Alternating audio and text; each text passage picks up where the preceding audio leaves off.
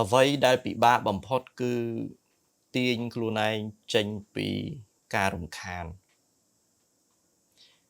មនុស្សយើងបើគ្រាន់តែអាចធ្វើអ្វីដែលខ្លួនគិតដល់គិតខួរក្បាល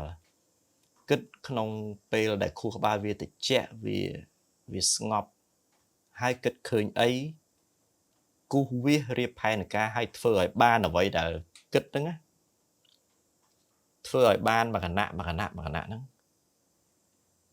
នឹងរីកចម្រើនមកឃ្លាដំបូងដែលបងប្រាប់មិញនេះស្អីគេចាំទេរឿងដែលយើងត្រូវដកខួរក្បាលចេញពីការរំខានវិន័យផ្ទាល់ខ្លួនជួយអាហ្នឹងមុននេះបងបានប្រាប់ថាធ្វើអ្វីដែលត្រូវធ្វើបើយើងពិតជាចង់ទទួលបានភាពរីកចម្រើនដកខ្លួនចេញពីការរំខានកុំអនុញ្ញាតឲ្យខ្លួនឯងត្រូវបានរំខានបងប្រើពាក្យខ្លួននោះសរុបជារួមប៉ុន្តែមែនទែនគឺជាពិសេសទៅលើខួរក្បាលធ្វើអានឹងបានដកខ្លួនចេញពីការរំខានឬក៏ដកខួរក្បាលចេញពីការរំខានហើយអង្គុយគូសវាសដំណើរបន្តខ្លួនឯងបងអត់និយាយរឿងធ្វើត្រូវធ្វើខុសទេណាធម្មតាវាមិនត្រូវភ្លាមទេប៉ុន្តែ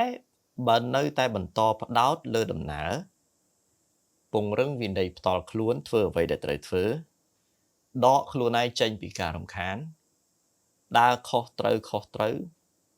មនុស្សយើងនឹងអាចរកផ្លូវត្រូវឃើញភាគច្រើនដំបូងនឹងខុសមិនដឹងថាខុសប្រហែលភាគរយតែដឹងថាខុសប៉ុន្តែបន្ទាប់ពីខុសយើងកែដូចយើងស្លមួយឆ្នាំងដំបូងអញ្ចឹងអត់ដែលស្លសោះមួយឆ្នាំងដំបូងហូបអត់កើតឬក៏អត់ឆ្ងាញ់ស្លភ្លក់100ឆ្នាំងបន្ទាប់មកទៀត100ឆ្នាំងបន្ទាប់អាឆ្នាំងទី100ហ្នឹងនឹងឆ្ងាញ់ជាងឆ្នាំងទី1គឺបើនិយាយទៅវាដូចថាវាជារឿងសាមញ្ញទេប៉ុន្តែត្រឹមតែអាសាមញ្ញហ្នឹងមនុស្សមួយចំនួនធំកំពុងមើលរំលងវាដូចមនុស្សយើងបច្ចុប្បន្ននេះមួយចំនួនធំដើរជន់ស្មៅអត់ដឹងថាស្មៅហ្នឹងជាអសុទ្ធ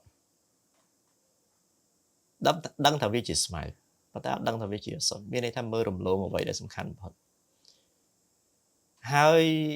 ក្នុងបរិបទបច្ចុប្បន្នមិនមែនត្រឹមតែឥឡូវទេប្រហែលឆ្នាំចុងក្រោយនេះរហូតដល់ទៅមុខទៀតបើនៅតែបន្តមិនអាចគ្រប់គ្រងជាពិសេសការគិតខ្លួនឯងមនុស្សនឹងរវើរវាយខ្លាំងទៅរវើរវាយដោយសារកត្តាធំបំផុតនោះគឺខួរក្បាលត្រូវបានរំខានខួរក្បាលត្រូវបានបំបាក់រំខានហើយបំបាក់ទៀតអញ្ចឹងយើងខ្លួនឯងជាម្ចាស់នៃខួរក្បាលយើងអត់អាចគ្រប់គ្រងសូម្បីតែខួរក្បាលខ្លួនឯងយើងជាម្ចាស់នៃដៃរបស់យើងជាម្ចាស់នៃជើងជាម្ចាស់នៃរាងកាយមួយនេះយើងអត់អាចគ្រប់គ្រងបជាវាទៅតាមអ្វីដែលយើងបានគិតស្មើនឹងយើងមិនមែនជាម្ចាស់នៃវាទេមានឈ្មោះថាជាម្ចាស់ដូចពេលវេលាយើងបច្ចុប្បន្ននេះអ្នកខ្លះពេលវេលាគាត់ក៏ពិតគាត់អត់ចង់ធ្វើការងារហ្នឹងទេធ្វើកិច្ចការងារហ្នឹងទេប៉ុន្តែដោយសារគាត់មានវិបត្តិហិរញ្ញវត្ថុមានអីចឹងទៅគាត់ដាក់សម្ពាធខ្លួនឯងឲ្យទៅធ្វើទាំងបង្ខំយើងជាម្ចាស់នៃពេលវេលាគាត់ជាម្ចាស់នៃពេលវេលារបស់គាត់ប៉ុន្តែគាត់បានបកគលឲ្យគេហើយគាត់បានបកគលពេលវេលាស្មាត់ធុដូចលក់ពេលវេលាគេហើយហេតុអីថាហេតុអីបានអញ្ចឹងក៏ពិតបើសួរគាត់ច្បាស់ជានិយាយថាក៏ពិតខ្ញុំមិនចង់ទេប៉ុន្តែដោយសារខ្ញុំត្រូវមានបំណុលត្រូវទូទាត់មានកូនត្រូវចិញ្ចឹមឃើញអាហ្នឹងលេះបាទគាត់អត់បានគិតថាដោយសារគាត់អត់ពង្រឹងការគិតគាត់ដើរខុស2 3ជំហានធ្លាក់ចូលក្នុងដៅហ្នឹងដោយសារគាត់ខ្លួនឯងអត់ទៅពេលបច្ចុប្បន្ននេះសួរគាត់ហេតុអីបានអ្នកឯងមិនចង់ទេប៉ុន្តែមិនអ្នកឯងត្រូវទៅដោយសារខ្ញុំមានទំនួលខុសត្រូវបំពេញគឺ បំណុលគឺកូនចៅអីចឹងទៅខ្ញុំត្រូវទៅឃើញទេអានោះវាមិនខុសឲ្យពីអ្នកជក់បរិយអានោះបងនិយាយរឿងនឹងម្ដងទៀតបងធ្លាប់និយាយច្រើនដងអ្នកជក់បរិយអ្នកផឹកស្រាដល់ទៅពេលស្លាប់តាអាចារ្យប្រកាសថាម៉េចមានពូមួយនោះនៅចុងភូមិគាត់ជក់បរិយគាត់ផឹកស្រាដល់ទៅពេលគាត់ជក់ខ្លាំងពេកទៅផឹកខ្លាំងពេកទៅអាបរិយនោះវាស៊ីសួតអាស្រាវាស៊ីគ្រឿងក្នុងគាត់អស់ហ្នឹងហើយដល់ទៅពេលទៅពេទ្យពេទ្យថាជំងឺកខកខអញ្ចឹងទៅដល់ទៅពេលស្លាប់តាអាចារ្យប្រកាសលងថាឥឡូវហ្នឹងបុរសឈ្មោះកអាយុ55ឆ្នាំស្លាប់ដោយរោគគាពៀត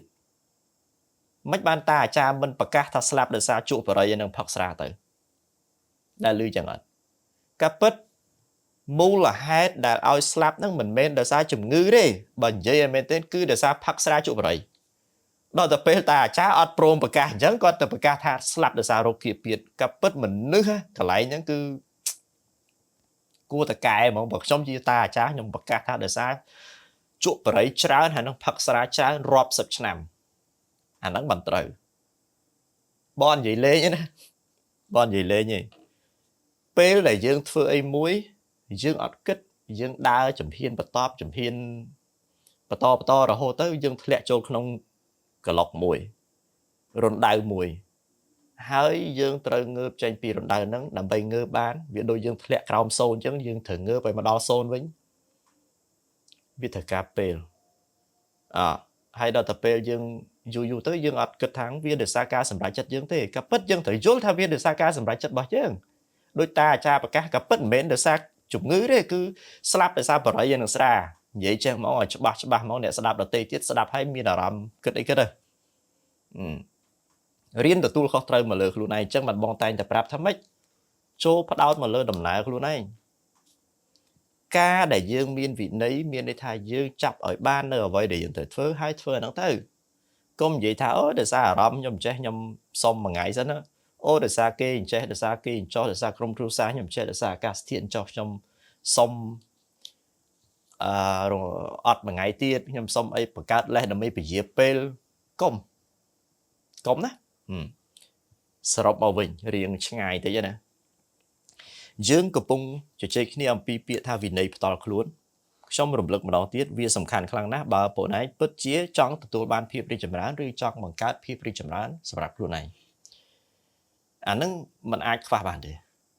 ការដែលយើងមានវិន័យផ្ទាល់ខ្លួនវាស្មើនឹងយើងដាក់កំហិតមកលើខ្លួនឯងឬដាក់សម្ពាធមកលើខ្លួនឯងធ្វើអ្វីដែលត្រូវធ្វើតែប៉ុណ្្នឹងទេក៏ពិតវាអត់ធ្ងន់ពេកទេមិនមែនចង់និយាយថាអត់ស្រាលក៏ពិតវាអត់ធ្ងន់ពេកទេវាស្រាលទេប៉ុន្តែដល់ទៅពេលយើងចេះតែបង្កើតលេសដើម្បីមិនធ្វើវាធ្ងន់មកធ្វើវាទៅម្ដងបន្តិចបើយើងពិតជាចង់រីកចម្រើនធ្វើទៅហើយកុំរស់ជាមនុស្សបន្ទោសសោះ